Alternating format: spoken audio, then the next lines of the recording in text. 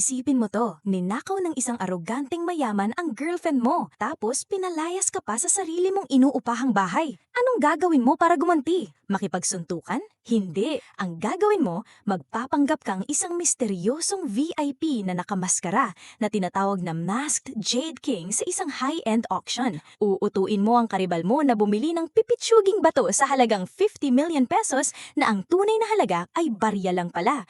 At pagkatapos, bibili ka ng mukhang basurang bato na nagkakahalaga ng 100 billion pesos. Boom!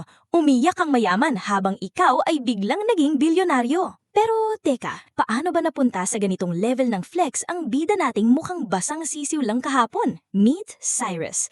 Isa lang siyang hamak na construction worker na araw-araw nagbubuhat ng semento. Isang araw, may niligtas siyang matanda sa kalsada. Bilang pasasalamat, binigyan siya ng matanda ng isang kakaibang kapangyarihan.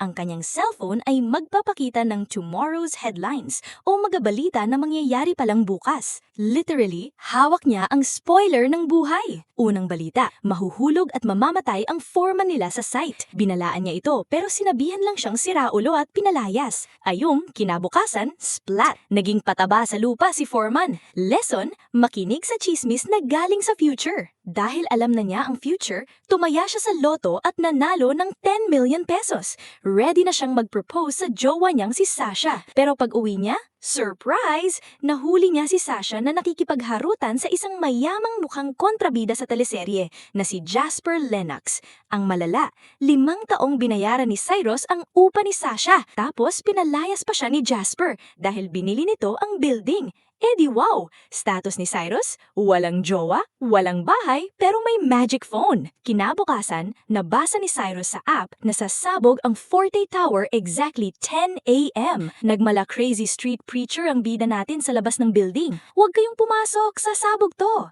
Siyempre, walang naniwala.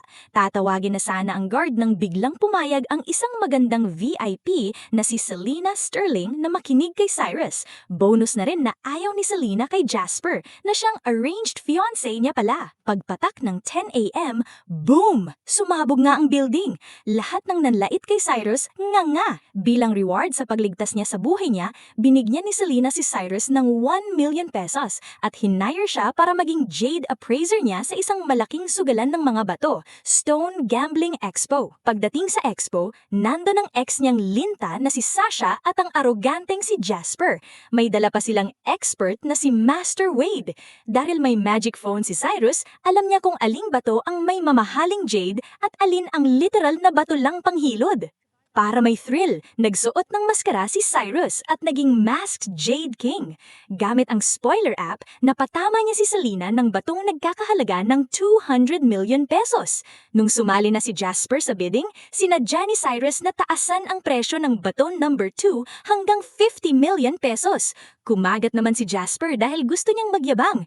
Paghiwa sa bato, tada! Walang laman! 10,000 pesos lang ang value. Nagtapon si Jasper ng 50 million para sa isang pirasong hollow block. Insert evil laugh ni Cyrus dito. Para sa grand finale, binili ni Cyrus ang bato number 1 na sabi ng mga experts ay basura sa halagang 100 million pesos. Pagbukas, isang napakalaki at bihirang imperial green jade na nagkakahalaga ng 10 billion pesos. Nagtantrum si Jasper, sumigaw ng cheater yan, mandaraya, hubarin ng maskara. Pero biglang dumating ang ultimate big boss ng expo na si Dominic Donovan.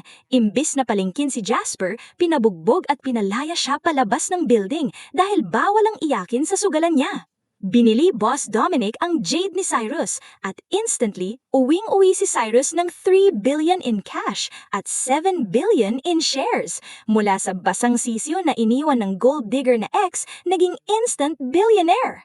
Dahil sikat na si Cyrus as the Masked King, gustong makilala siya ng pinakamayamang tao sa buong bansa, si Elder Harrison. Pero pagtingin ni Cyrus sa kanyang magic phone, may bagong headline.